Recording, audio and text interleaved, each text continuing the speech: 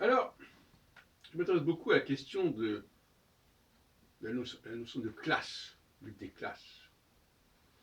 Parce que, finalement, les Juifs ne sont pas un peuple. Ils le sont accessoirement. accessoirement. Mais ce n'est pas ça qui les définit véritablement. C'est une caste, c'est une classe, c'est une strate, comme diraient les sociologues. C'est-à-dire que c'est ce que j'appelle la verticalité. Des peuples, il y en a des ribambelles de peuples. Hein. Et même dans une nation, il y a plusieurs sous-groupes, etc. Donc ça, c'est une structure tout à fait épiphénoménale, la nation. En revanche, la hiérarchie sociale, l'ingénierie sociale, elle est commune à chaque peuple. Et elle peut être organisée à tous les niveaux, la cité, la nation, l'empire, la fédération, etc. Et le scandale de la Shoah, c'est pas d'avoir voulu éliminer un peuple, parce que les peuples, bon, bah, ils naissent, ils renaissent, ils sont bouffés par un empire, ils réapparaissent n'importe comment. Par exemple, la Pologne, etc. Mais là, il s'agit de porter un coup à la stratification sociale. Car s'attaquer aux Juifs, c'est beaucoup plus grave que s'attaquer à un peuple.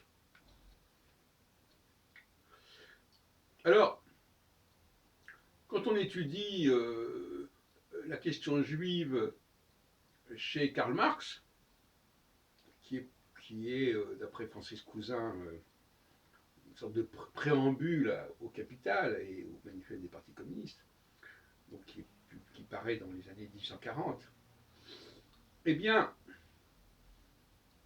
Marx ne comprend pas la question juive, évidemment pas. Il ne la comprend pas. Il peut la réduire à tel et tel schéma, ou à tel et tel moment de l'histoire. Et c'est le problème de tous ceux qui veulent des explications. Ils veulent expliquer, alors qu'il faut avoir le courage de dire qu'il faut faire les constats, mais pas forcément expliquer. Parce que le problème, voyez-vous, c'est l'explication. C'est là que les choses s'embrouillent. On peut observer des choses.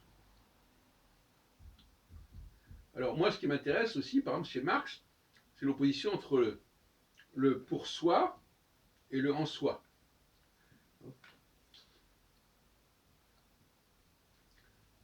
Le pour soi, c'est la conscience qu'on constitue un groupe.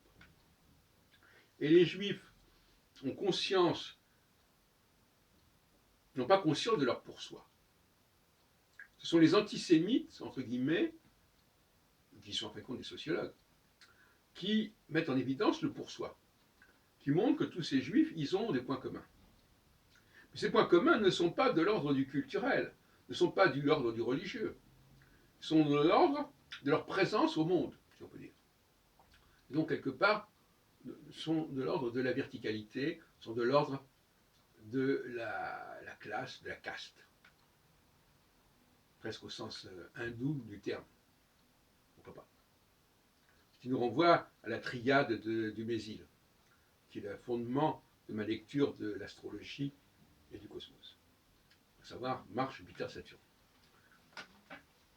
Donc, on veut nous expliquer que les Juifs, c'est un phénomène comme ça, passager, ou qui est le résultat de tel et tel problème social, alors qu'en réalité, ils sont la cause et non pas la conséquence de ce qui se passe. C'est là qu'il y a un débat.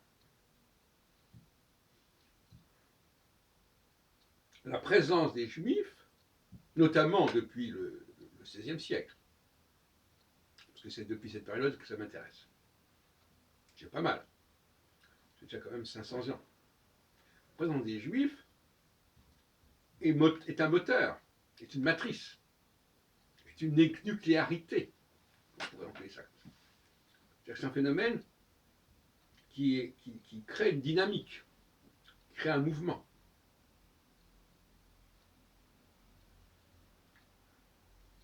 maintenant, les gens vont dire, mais d'où ça vient ces juifs, comment on les a construits, comment on les a... Alors, c'est là qu'on retombe dans une théologie, si on veut, une théologie du démiurge, du Deus Faber.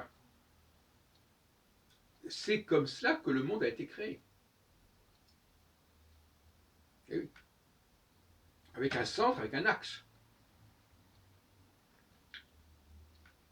Un axe qui est forcément minoritaire. Et une présence au monde qui est forcément diasporique.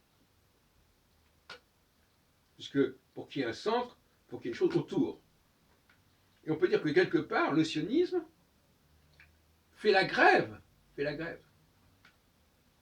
Et on ne veut plus être dispersé parce qu'on crée trop de problèmes, donc on se retire.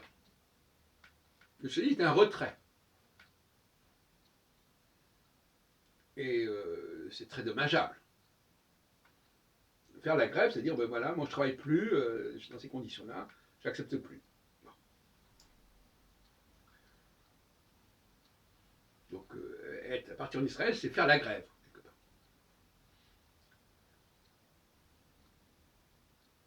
Donc, il faut revenir à Marx, il faut revenir à Max Weber, pour parler de ces questions de judaïsme, mais en considérant qu'elles sont structurelles.